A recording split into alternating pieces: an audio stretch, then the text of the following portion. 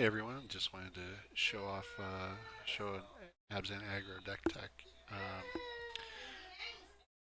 I managed to take this to first place Sunday in 4 rounds. I had to play 4 separate Abzan decks to get to get it to the end, but I think I've got the mirror down.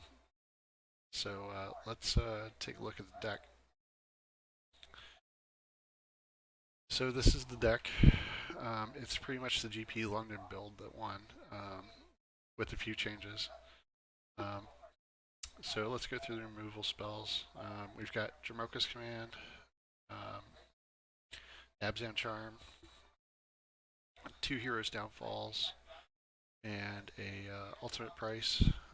There is another Ultimate Price on the sideboard. You can switch out between Heroes Downfalls, Ultimate Price. Just my local meta, the downfalls are better. Soren and a Johnny. Down to the middle row, I've got 4 Anafenzas, 4 Siege Rhinos. In fact, I'm looking for another one of the foil Siege Rhinos out of the Clash pack. So if you have one, let me know. I'd be willing to trade for it. 4 Fleecemane Lions, 4 Den Protectors, 1 Warden of the First Tree. I would love to run more of these guys. If Hangerback Walker wasn't a thing right now, I'd probably run 4 of them because this guy does win me games, more so than the Hangerbacks. But the Hangerback is just too amazing to pass up. 4 Hangerback Walkers, obviously. And then down for the land base, I've got an Urborg, 3 Temples of Malady, 2 Forests, 4 Stand Citadels, 2 Temples of Silence, 2 Plains, 4 Windswept Heaths. And here's where I really differ on the land base is I like to run 2 Mana Confluence, so I'm on curve. 3 Llanowar Wastes and 3 Caves of Kolios. I found that by running another Temple of Silence, or even running 1 more Temple of Silence and 1 Temple of Malady, my mana was tapped, and I was off curve on turn 4 when I want to start dropping Rhinos, or even turn 2 when I want to start dropping Fleecemanes. So what I did was I took out 2 of the tap lands, 2 of the Scry Temples, and went with 2 Mana Confluence. Now it does prove to be sort of a problem. As match 3, or no, match 2, I went down to 9 life just from I did 8 damage myself, and then my opponent did another 3,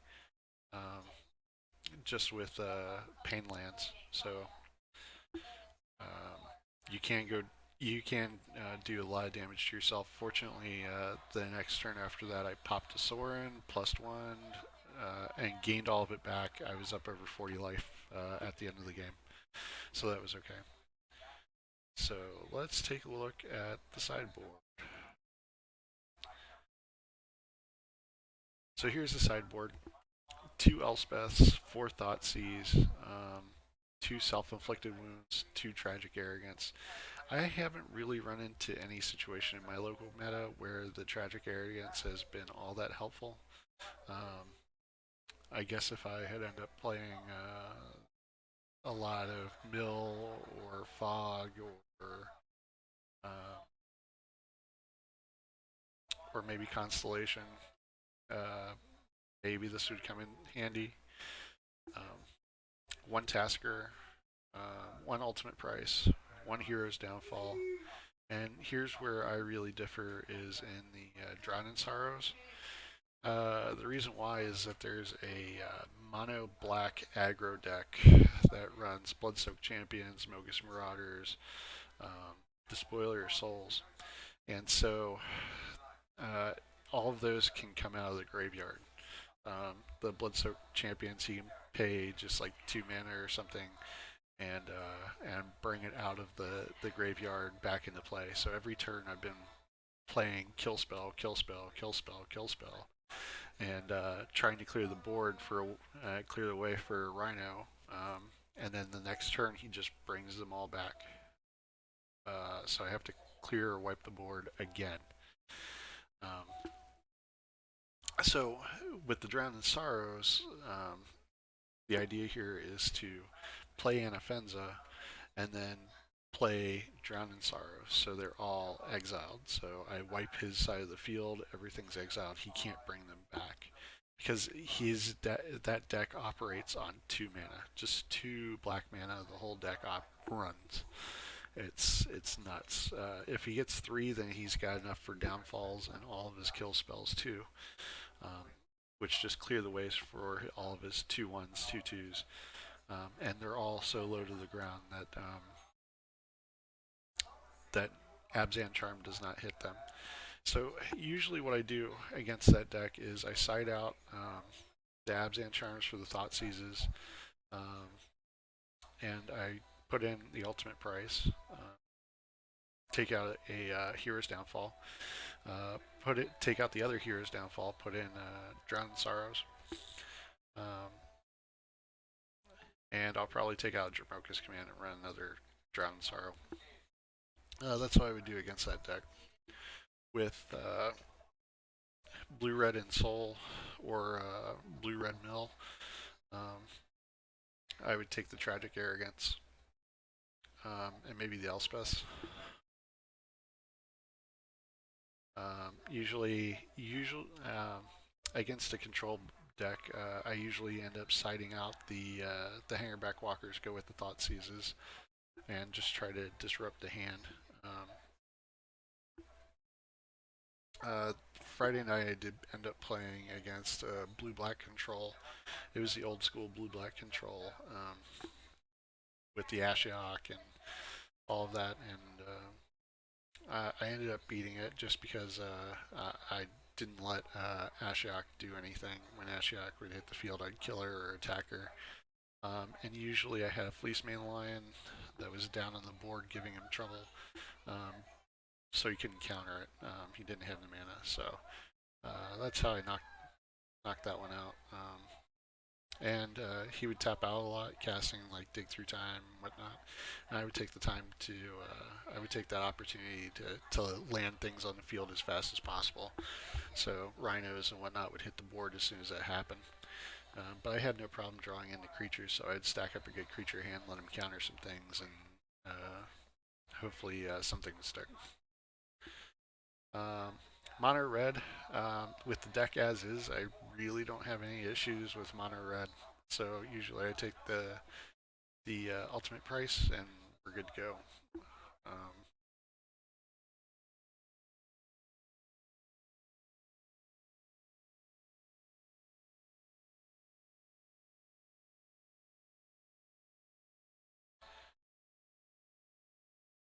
So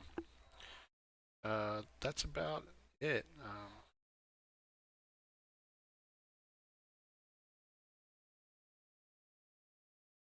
Usually it's I'll keep any hand that I let me put up the regular deck. Usually I will keep any hand where I have green-white mana and I have a Fleecemane Lion. Or if I have 3 to 4 mana and I have a Siege Rhino and Anafenza, I'll keep the hand too. Usually I'll mulligan down to 5 and keep if it's got a Fleecemane or or an Anafenza. As long as I have at least 2 lands. I get really lucky and draw into my 3rd mana type. So that's it. If you have any questions, please hit me up on Twitter. Hit me at ogre_bob, ogre_bob, or post your comments on this video.